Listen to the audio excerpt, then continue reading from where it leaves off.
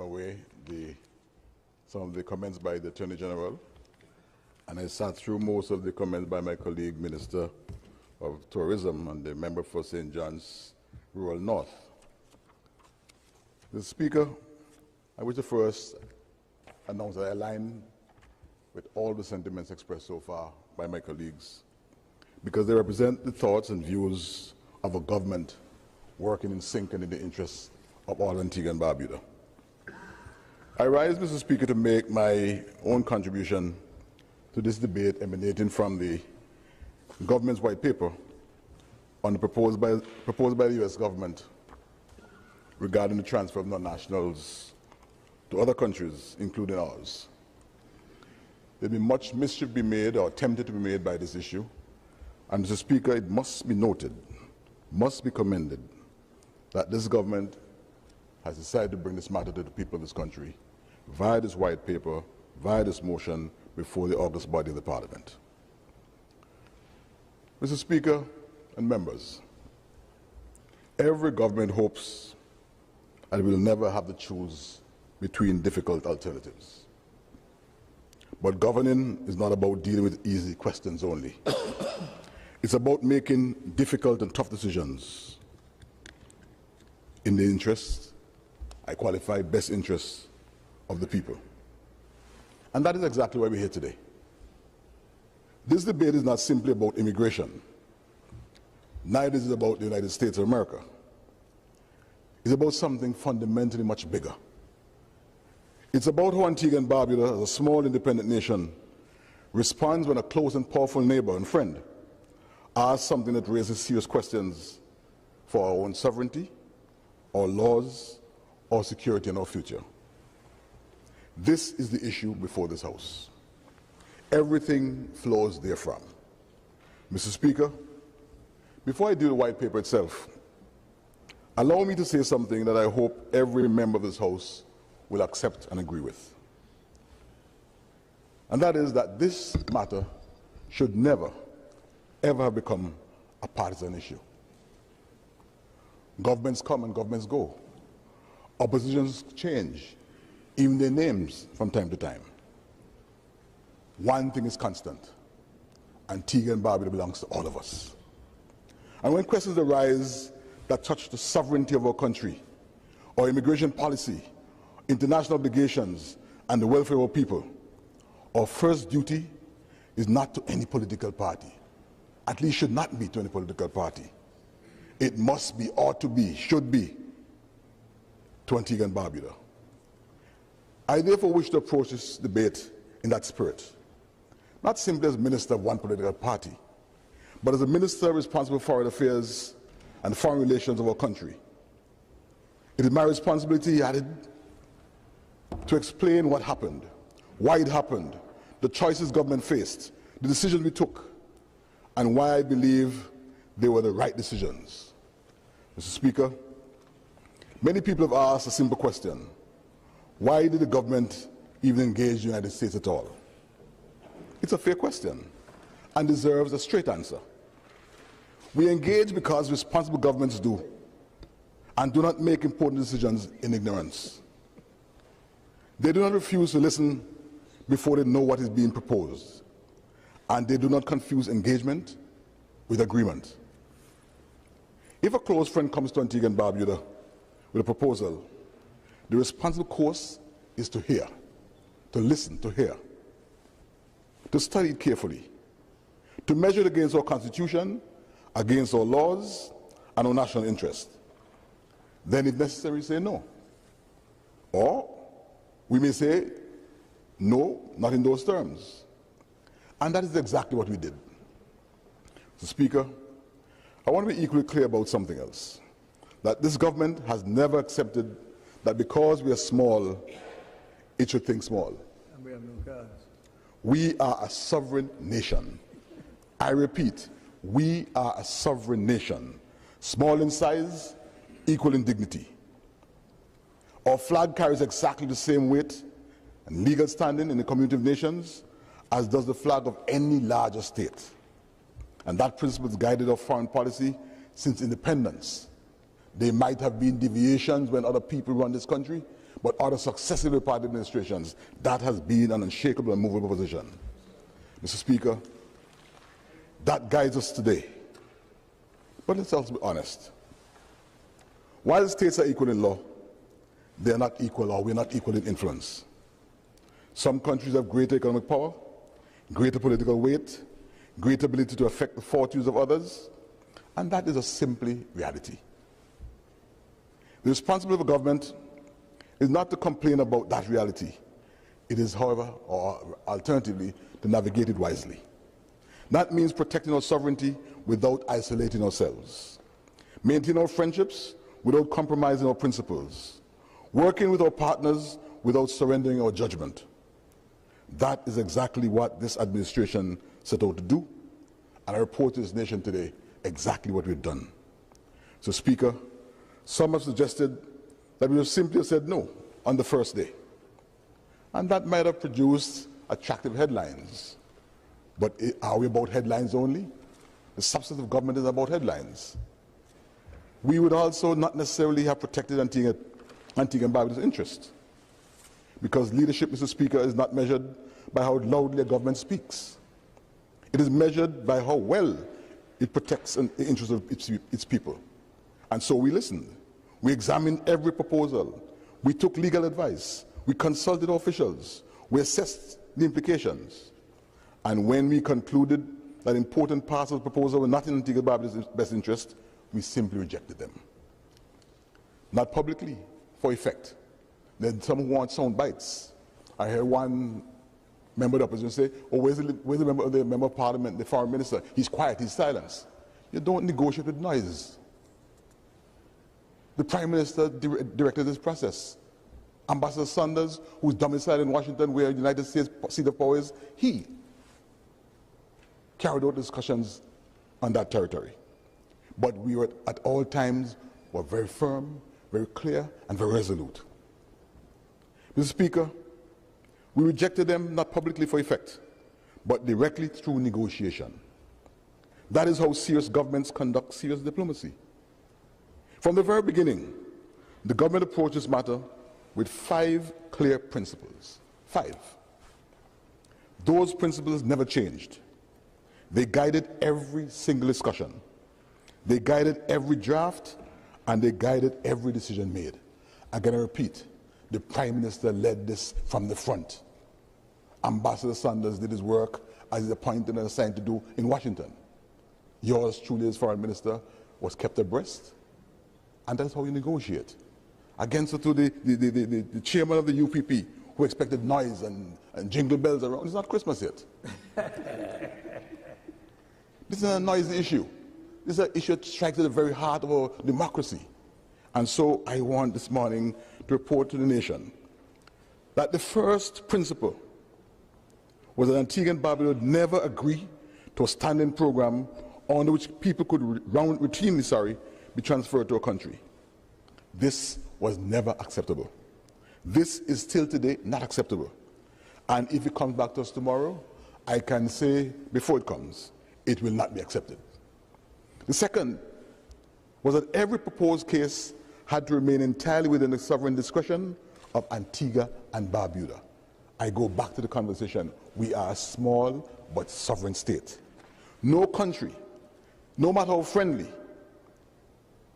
no matter how large, can decide who comes into our territory. That is a decision that belongs entirely to Antigua and Barbuda. It belongs to no one else.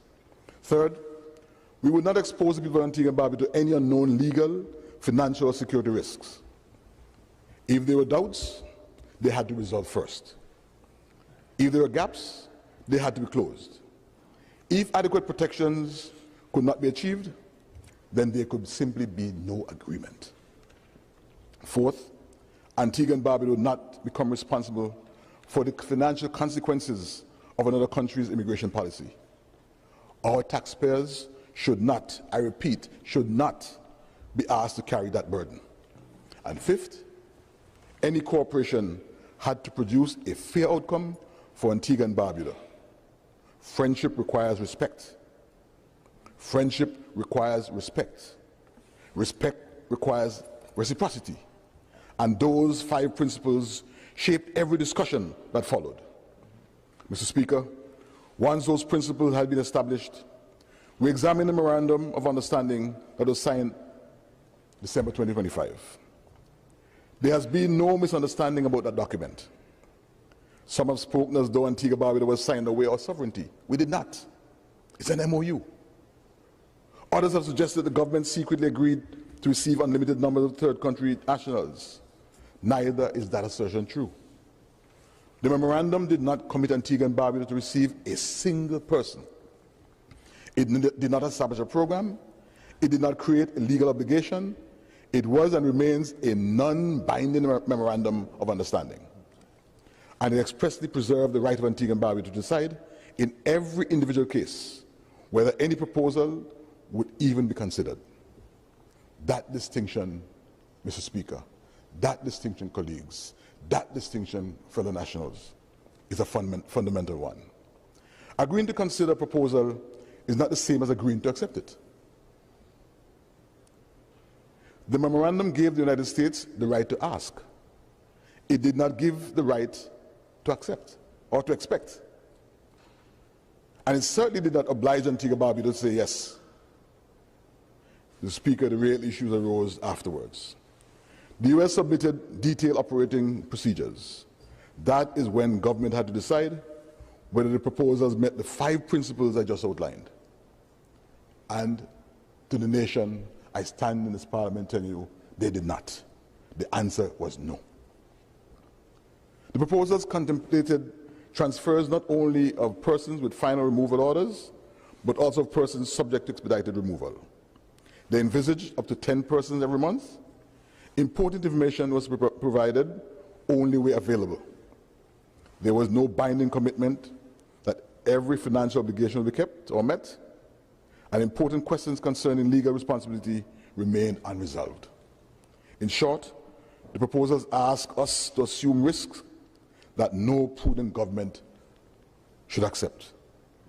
And you know, Antiguans and Barbudans, our Prime Minister Gaston Alfonso Brown, say whatever you like about him. We know we can depend on him when it comes to defending the rights and interests of this country and its people.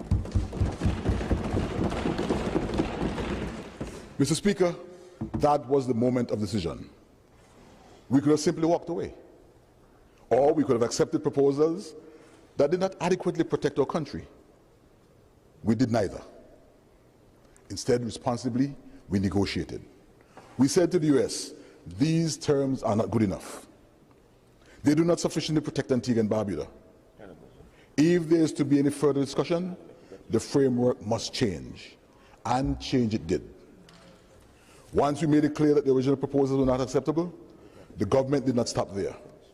We did not simply criticize. We did not simply complain. We put forward our own proposals. In other words, we did what responsible governments do. We did not say, this will not work. We said instead, if this matters to go any further, these are the conditions that must protect Antigua and Barbuda. So you can see from the get-go, we were very clear, very deliberate in what represents Antigua and Barbuda's interests. The result was that the United States produced several proposals, and we countered each of them with our own counter-proposals.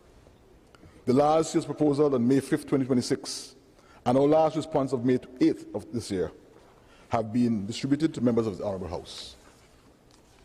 At this point, I believe it's only right, Mr. Speaker, that I acknowledge the outstanding work undertaken on behalf of this nation by our Ambassador to the United States, His Excellency Sir Ronald Sanders. From the beginning of these discussions, Sir Ron represented his government and country with professionalism, clarity, and determination. Acting on the instructions of the Prime Minister and the government, he has been at the forefront of the engagement with senior U.S. officials in Washington. He has examined the proposals with great care, identified the legal, financial, security, and humanitarian concerns requiring attention, and argued firmly, albeit respectfully, for the arrangements that protect the interests of Antigua and Barbuda. And like I said before, I repeat for emphasis, all of this was done under the watch and direction of the Prime Minister. Mr. Speaker, while Saran was there working, he knew that this was not an easy course. He did not yield where the national interest required firmness. And he has not allowed the display in size and influence between our two countries to weaken his resolve or our resolve when it comes to defending Antigua and Barbuda's position. On behalf of the government, I wish to place on record profound appreciation for his dedication, his forthright advocacy, and the quality of his work throughout these discussions. Small states depend not only on political leadership, but small states depend also on the quality of men and women who represent us abroad. And this country, our fair nation Antigua and Barbuda, can count on outstanding representation in major capitals of this world, in Washington, Saran, in New York, Dr. Webson, in London, High Commissioner Karen Hill, and other jurisdictions. This country is blessed with a cadre of ambassadors negotiating on our country's behalf at all times in our best interests. We have been well represented in these negotiations, and this honourable House should know that, Mr. Speaker, that we place on record our profound appreciation for the work done. Mr. Speaker, the first change we insisted upon in the US proposals was simple but fundamental: that there will be no standing program. There will be no standing program, no pipeline, no automatic transfers. Every proposed case or case would stand on its own. Every case would require the approval of government. Every case could be refused. So it's not only presented to us. We established by negotiation the right to refuse anything presented. And that was our first red line. The second was equally important. We made it clear that only persons with final removal orders could even be considered. Persons who were subject to only expedited removal would not qualify. And you may ask why. That's because we were not prepared to receive persons whose legal position might still be uncertain. Nor were we prepared to expose Antigua and Barbuda to legal disputes that should properly be resolved before anyone is asked to leave the United States. The third change concerned criminality. We said, and this nation have heard the Prime Minister say publicly, that persons with criminal records other than immigration offences would not be accepted. We also excluded unaccompanied minors. We excluded persons with pending asylum and other protection claims. Those exclusions, Mr. Speaker and colleagues, were very deliberate. They reflected our assessment of Antigua and Barbuda's capacity and our responsibilities under international law. Mr. Speaker, the fourth change concerned information. No responsible government should be expected to receive anyone without knowing who that person is. And so we insisted upon full documentation. No partial documentation. Not documentation where available, but full documentation. Medical information, criminal history, biographical details, biometric information, information about any asylum claim, and sufficient time for our own authorities to examine every case before making a decision. That is not bureaucracy. That is common sense. The fifth change was financial. We made it absolutely clear. So Lester Brody said we made it pellucid that Antigua and Barbuda would not become responsible for the costs arising from another country's immigration policy. If anyone came to Antigua and Barbuda under any future arrangement, the financial responsibility had to be settled before that person left the United States. We were absolutely clear on that. Issues of accommodation, health care, welfare, security, administration, any onward travel, any return arrangements, everything had to be covered. And it had to be covered in writing, not a promise, not to be assumed. It had to be agreed in a written document. So, Speaker, there was another safeguard. We insisted that if anyone arrived in Antigua and Barbuda without any prior approval, or if the accompanying information proved materially incomplete or inaccurate, we would have the right to refuse admission and require the immediate return of that person. Again, this is not an unreasonable position. It is a minimum protection that any sovereign government should require. Mr. Speaker, There's one further change that illustrates the difference between the original proposals and Antigua Barbuda's position. The U.S. proposals contemplated up to 10 persons every month. We rejected that approach. Instead, we proposed that if, and only if, every condition had been first satisfied, the total number that could even be considered during the whole of 2026 would not exceed 10 persons. After which there would be a complete review before any further discussions. That is the difference, Mr. Speaker, between an ongoing program and a tightly controlled, limited arrangement. It is the difference between open-ended expectations and sovereign discretion. The difference between accepting another country's proposal and negotiating terms that protect Antigua and Barbuda and our interests. Mr. Speaker, when people ask whether the government simply accepted and what was put before us, the answer is no. From all I've said so far, all reported so far, you'd realize that the answer to everything until now presented has been no, because it simply did not meet our own standards. Our own interests were not protected. We changed the framework. We strengthened the safeguards. We narrowed the categories. We reduced the numbers. We insisted upon complete discretion. We insisted upon complete information. We even insisted upon complete funding. And we insisted that Antigua and Barbuda should not retain the right to suspend or terminate any arrangement whenever it judged that doing so was in the national interest. That is not capitulation. That is negotiation. That is the essence, the fulcrum of diplomacy. And if I may say so myself, Mr. Speaker, that is exactly what the people of Antigua and Barbuda would expect and have come to expect from this Gaston Brown administration. There's another point that deserves to be made because it has been overlooked in much of the public discussion. Antigua and Barbuda has never failed to accept the return of our own nationals from the United States. When our citizens have been lawfully removed, we have accepted them. We have done so because they are our citizens. It is our responsibility. What we are discussing today is entirely different. We are discussing persons who are not citizens of Antigua and Barbuda, persons whose removal is sought by another country. That distinction is not a technical one. It goes to the heart of our sovereignty. Mr. Speaker, every nation has a duty to receive its own citizens. No nation is on the general obligation to receive the citizens of another state. I want to repeat, no nation is under any obligation to receive the citizens of another state. That is why the government approached these discussions with such care.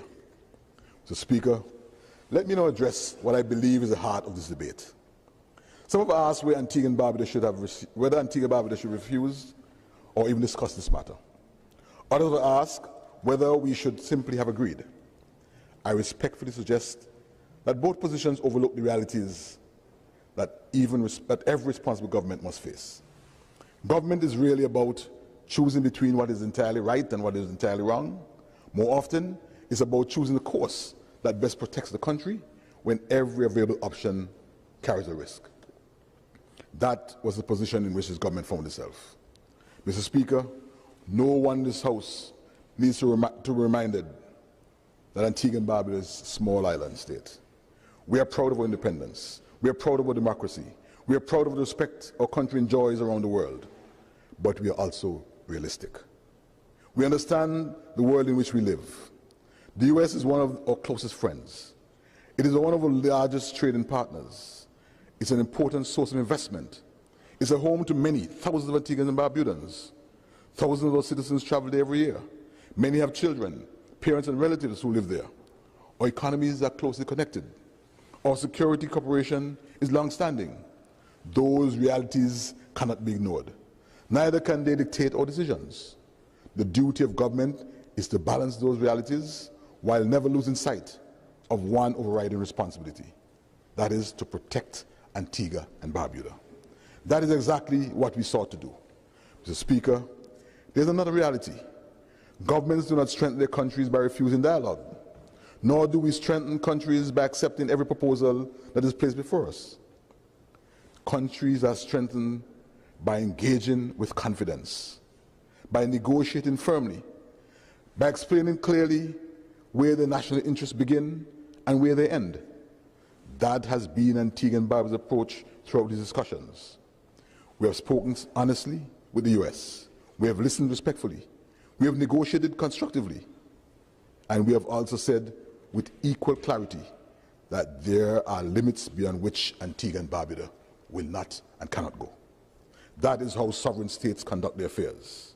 Mr. Speaker, colleagues, some have tried to portray these discussions as though Antigua and Barbuda had somewhat surrendered our independence. Nothing could be further from the truth. The very fact that our government rejected important elements of the original proposals demonstrates the opposite. The very fact that we rewrote the operating procedures demonstrates the opposite. The very fact that we have now brought the entire matter before the Parliament demonstrates the opposite. Governments that wish to conceal their actions do not publish white papers. Governments that fear parliamentary scrutiny do not invite Parliament to debate on them. And governments that have surrendered their judgment do not insist upon changing the proposals of much larger countries. This government has done all three. Not because we sought political advantage, but because we believe that the people of Antigua and Barbuda deserve to know the truth. That's why we're here today. And there's yet another aspect to this matter that is equally important. Antigua and Barbuda has always been a responsible member of the international community. We honor our treaty obligations. We support international law. We work closely with every regional partner. We cooperate with law enforcement. We cooperate with security. We cooperate in disaster relief. We cooperate in combating organized crime. And we have consistently accepted the return of our own nationals who have been deported or removed from the US. That has been our record. It remains our record. No one can therefore say that this country is unwilling to shoulder our responsibilities. We have always done so. What we have said is something quite different. We have said that responsibility must be matched by fairness. Cooperation must be matched by respect. And friendship must never require a country to act against its own national interests. Mr. Speaker, the white paper before us also raises an important issue that deserves honest discussion. If Antigua and Barbuda is being asked to assist in addressing the practical consequences of another country's immigration policy, is it unreasonable to ask whether there should be some reciprocal benefit for our country? I do not think it is unreasonable. This is not being transactional. It is being sensible. You can call this sensible diplomacy. Every government has a duty to ask what serves in the interest of the people. The white paper before us identifies, among other matters, the question of current blanket visa restrictions affecting our country and our nationals. Let me be clear, Mr. Speaker. We fully recognize the sovereign right of the US to refuse visas to individual applicants who fail to satisfy its laws. Every sovereign state has that right, Antigua and Barbuda included. But where an entire country is affected by a general restriction, it is entirely legitimate for the government of that country to raise that matter in discussions with its partner. That is not confrontation. That, again, is diplomacy. And diplomacy is the work of entrusted governments. As I come to an end of this presentation, Mr. Speaker, let me return to where I began. This debate is not simply about third country nationals, not simply about the MOU, not simply about one set of proposals from one friendly government. It's about something much more enduring. It's about Antigua and Barbuda and our governance Antigua and Barbuda and how we govern ourselves. History will not judge us by whether this issue was easy, for it was not. History will judge us by whether, when confronted by a difficult choice, we acted with wisdom, with courage, and with fidelity to the people who elected us to serve. That is the test before us. Mr. Speaker, every government is called upon from time to time to make decisions that are uncomfortable. Leadership is not avoiding these decisions. Leadership is facing them honestly, explaining them openly, and accepting responsibility for them. That is exactly what this government has done. We did not hide these discussions. We did not pretend they did not exist. We did not simply say yes, and we did not simply say no. We engaged, we negotiated, We rejected what we found unacceptable, and we insisted upon stronger protections for our country and our people.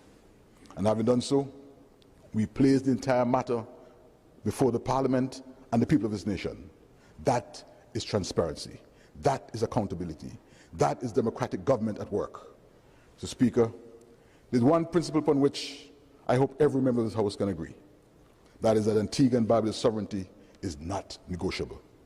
It never has been, it never will be. Our friendships are valuable. They will be cherished, and as they ought to. Our relationship with the U.S. is one of the most important relationships we have. It has served both our countries well for many decades. We want that friendship to continue to grow. But genuine friendship is built on mutual respect. And mutual respect requires recognition that every sovereign nation, large or small, has both the right and duty to determine what is in the best interest of its own people. That is the position of Antigua and Barbuda. That's the position we've taken. It is a reasonable position, it's a principled position, a sovereign position. Mr. Speaker, this House should also remember something else. The world is watching how small states conduct ourselves, not because of our size, but because of our example. Small countries cannot afford reckless diplomacy. Neither can we afford timid diplomacy. We must be firm without being confrontational, constructive without being compliant, respectful without surrendering our judgment. That has always been the Antigua and Barbuda way. It remains our way today. Speaker, politics will always produce disagreements. That is the very nature of democracy. Government and opposition will not always see issues in the same way. And neither should they. But there are moments when we should remind ourselves that before we are government, before we are opposition, before we belong to political parties, we are all Antiguans and Barbudans. The people who sent us here expect us to argue vigorously. They expect us to protect the country that we share. On issues that touch our sovereignty, our security and our future, our first loyalty must always be to Antigua and Barbuda. Mr. Speaker, this white paper asks this Parliament to endorse a clear and balanced approach. It says that Antigua and Barbuda will continue to deal with the United States as a trusted friend. It says we are prepared to cooperate where cooperation serves the interests of both countries. But it also says that cooperation must never come at the expense of our sovereignty, of our laws, of our security, or capacity as a small island state. Those are not unreasonable conditions.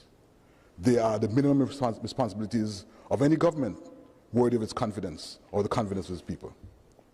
I therefore ask, Mr. Speaker, that this Honourable House support the principles contained in this white paper, not because they belong to this government, but because they protect our country, not because they answer every question, but because they establish a framework within which Antigua and Barbuda can continue to engage responsibly with an important friend while safeguarding the interests of our own people. Mr. Speaker, permit me to leave this House with one final thought. The strength of our small nation is not measured by the size of its territory, nor by the size of its economy. It is measured by the confidence with which it governs itself, by the wisdom of its decisions, by the respect it earns abroad, and by the unity it preserves at home. If through this debate we affirm these values, or reaffirm these values, then Antigua and Barbuda will emerge stronger, more united, stronger in its friendship, stronger in its democracy, stronger in the confidence that whatever challenges we may face, this nation will always make its own decisions in accordance with its own laws, its own interests, and its sovereign judgment. That is the course set out in this white paper. It is the course that I commend this Honourable House. Mr. Speaker, if it pleases you.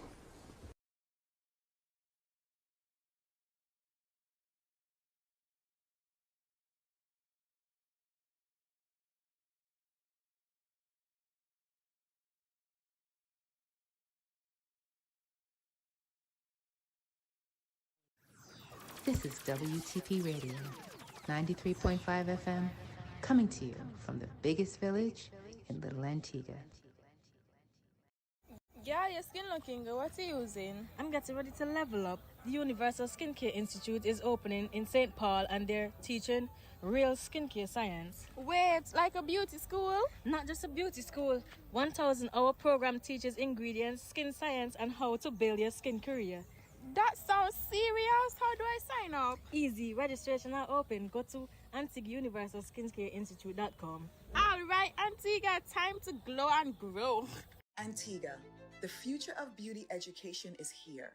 The Universal Skincare Institute, located in St. Paul's, is now enrolling students in our 1,000-hour core curriculum. This is not your typical beauty school. At Universal Skincare Institute, students learn real skincare science, ingredient knowledge, formulation, and modern skincare innovation designed for today's global beauty industry. If you're passionate about skincare or looking to start a career in beauty, this is your opportunity. Registrations are now open.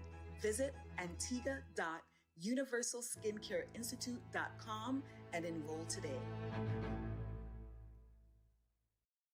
Tian Winter, I'm calling on you. Claudette Peters, I'm calling on you. Costco Junior Soccer Monarch, we're ready to give you the performance of our life. In a couple of years, I'm coming for that crown. In a couple of years, I'm coming for that crown. But for now, this is our moment, this is our stage, this is our show. This is an absolutely free event.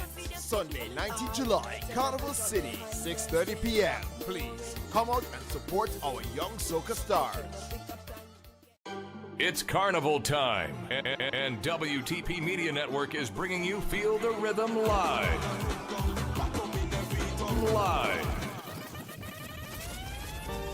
We're live streaming straight from the ARG grounds with expert in-depth commentary and real island insight all season long. Catch us Thursday 16th, Calypso Monarch, semifinals. Friday 17th, Soca Monarch semifinals. Saturday 18th, Teenage Pageant.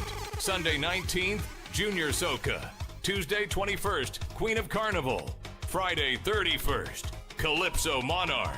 Saturday 1st, Panorama. Sunday 2nd, Party Monarch. Don't miss a single beat. Join WTP for the best coverage of Antigua Carnival 2026. WTP, we the people.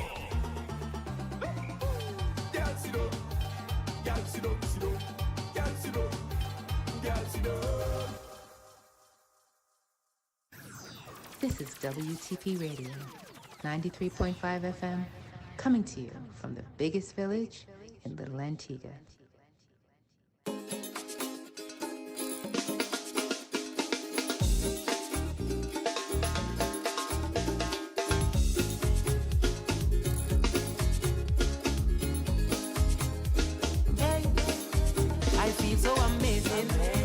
Has been a blessing.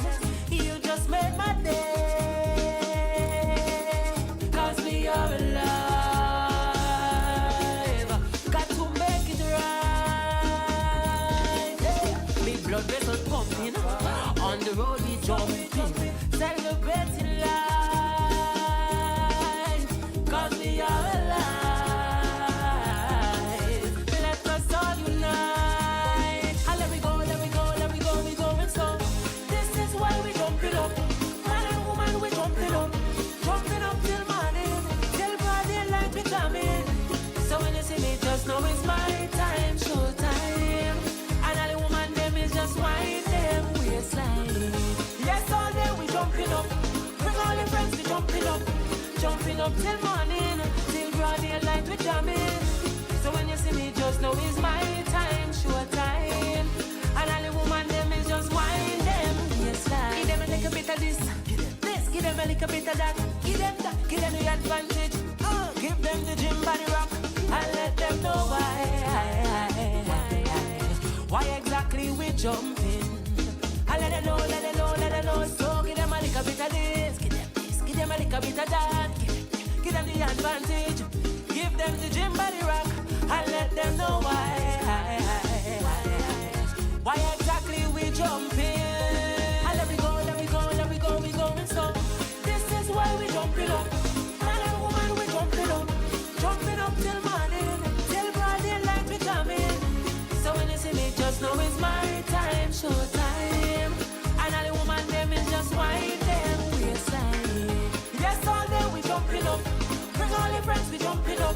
jumping up till morning, till broad daylight we jamming.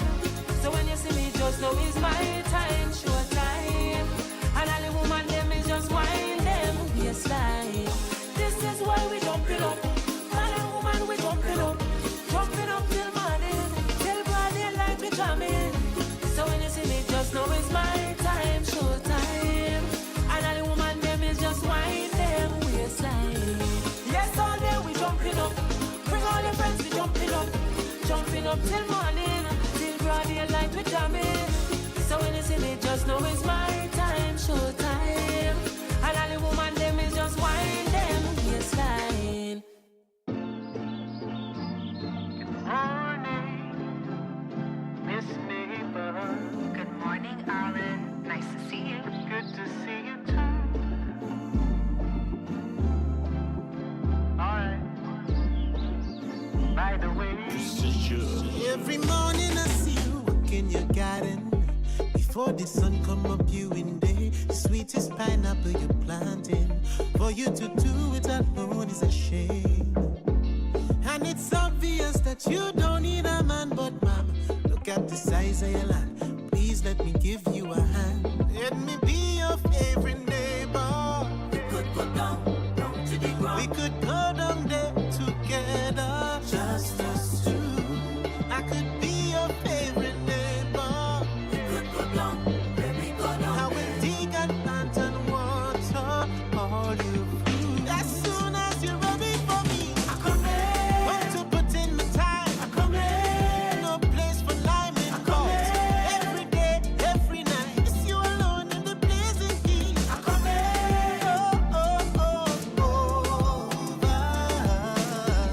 I'm coming over for you to give me something to do. I'm looking at job in your garden. Are there any openings, please? I won't charge you house and land. Just give me something sweet. And it's obvious that you don't need a man, but mama, look at the size of your land. Please let me give you a hand. Let me be your favorite neighbor. We could go down to the ground. We could go down there together, just us two. I could be your favorite neighbor. We could go down. Let me go down. I will dig and plant and water all you food. As soon as you're ready for me, I come in. Want to put in the time, I come in. No place for lying in court. Every day, every night, it's you alone in the blazing heat. I come in.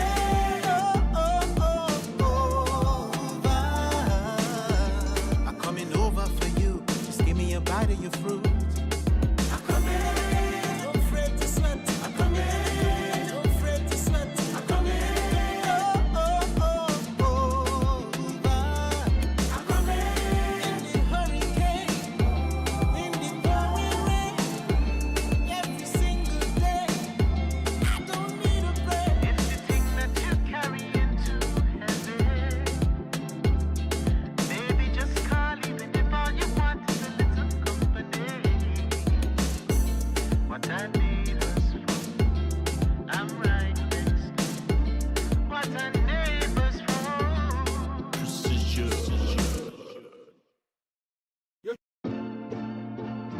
Check. So up, them island boys, you over tired.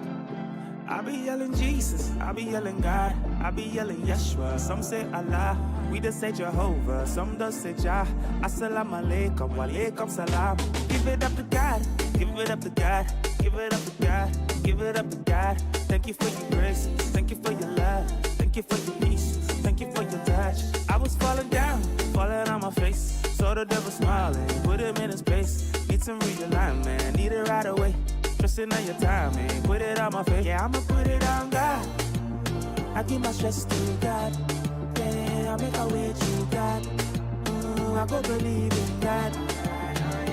Put it on faith, put it on love. When you're tired of the wait, I know you tried to do it all. You can't do this by yourself, but a call upon the Lord. Now watch you go to work, make you brighter than a star.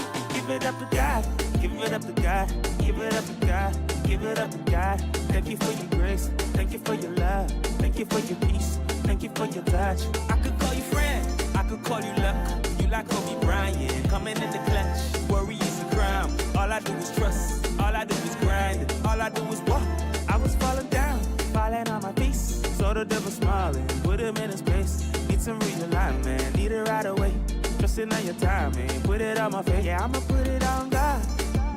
I give my stress to God. Blessings they come from God. I sing our praise to Jah.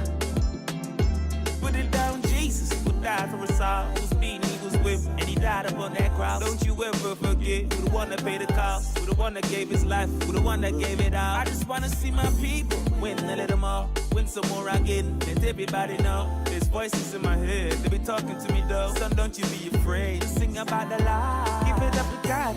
Give it up to God. Give it up to God. Give it up to God.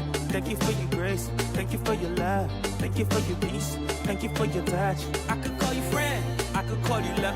You like Kobe Bryant. Coming in the clutch. Worry is a crime. All I do is trust. All I do is grind. All I do is walk. Yeah, I'ma put it on God.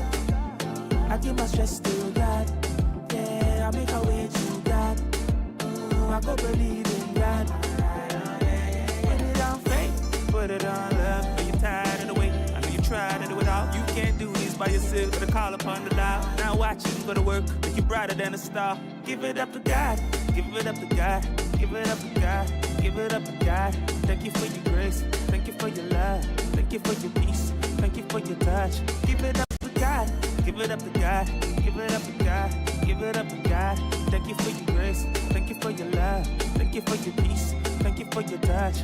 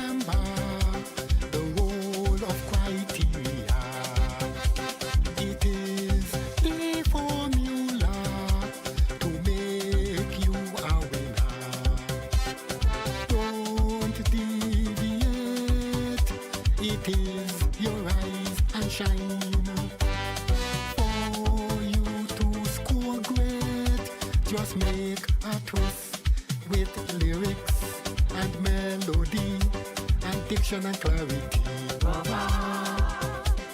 Sing something new. It's my advice to you. Be original and keep your song simple. Then sing it the right way. And the judge's pen shall say, winner.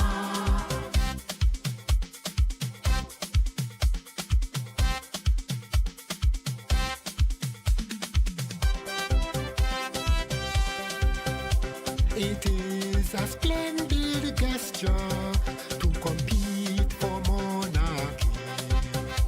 Just do what they require and you'll win in this country. Take my advice to bring about a change. Use proper language for mood and range. Sing in key, not in smarty, for children to emulate. Sing some something new. It's my advice to you. Be original and keep your song simple. Then sing it the right way. And the judge's pen shall say, winner. A message for all. Power at 20 ho.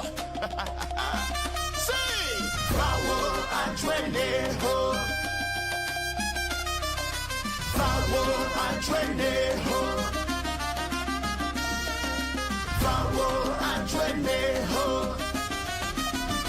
200 years, still we're dragging chains. Ancestor shadows whisper in our brains. Inherited the land, yet heart still confined. Freedom outside, but trapped in the mind. Drums of the past beat slow in the chest. Tales of sorrow that never find rest. We raise the flag, pretending struggle's gone. Setting, forgetting, while the chains drag on. Open your eyes, let the past resound. Hear the cries where courage is found. The chains may linger, but the spirit's aligned. True change begins when you emancipate your mind. Emancipate your mind, break the chains, feel the power. Hey, emancipate your mind, stand tall, this is the hour. Emancipate your mind, let the spirit command. Emancipate your mind, hold strong, take your stand. Come on, sing! Who ready for freedom? Who breaking the chains? Who rising up now? Emancipate your mind. Power and ready, ho. Power and ready, ho. Chains outside faded long ago, but inside the mind, the battle still grows. Was then, was now, truth wrapped in lies. Fake news, fake hope, dressed up in disguise.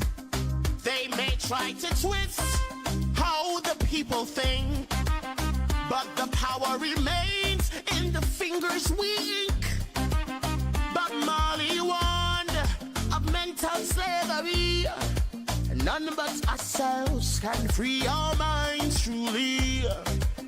The nation and world still bleeding in pain. Democracy tested time and again. Don't be fools, ignite the truth you find. For freedom lives in the conscious mind. This is WTP Radio, 93.5 FM, coming to you from the biggest village in Little Antigua. Are you ready? Last year, we had a party, but this year, we are back for an encore performance. Are you ready? No. It's the Long Bay Lager Caribbean Melting Pot. Thursday, July 30th, 8 p.m. sharp. Carnival City comes alive. Short time in 5, so let we start it. With the undisputed king of soca, Marshall Montano. Alongside the soca general, Skinny Fabulous. From Grenada, bringing pure jab energy, Muddy. Antigua's reigning soca monarch, Tian Winter. And the carnival baby herself, Tizzy. Straight out of Dominica, Triple K International. Listen out for a heavy supporting cast. This year is the most epic ultimate encore performance. Early bird tickets are only $100. House of Rhythm, $350. Limited offer. Tickets available on the ticketing app and select ticket outlets island-wide. Feel the rhythm of the Caribbean. Catch the encore performance. Let it go!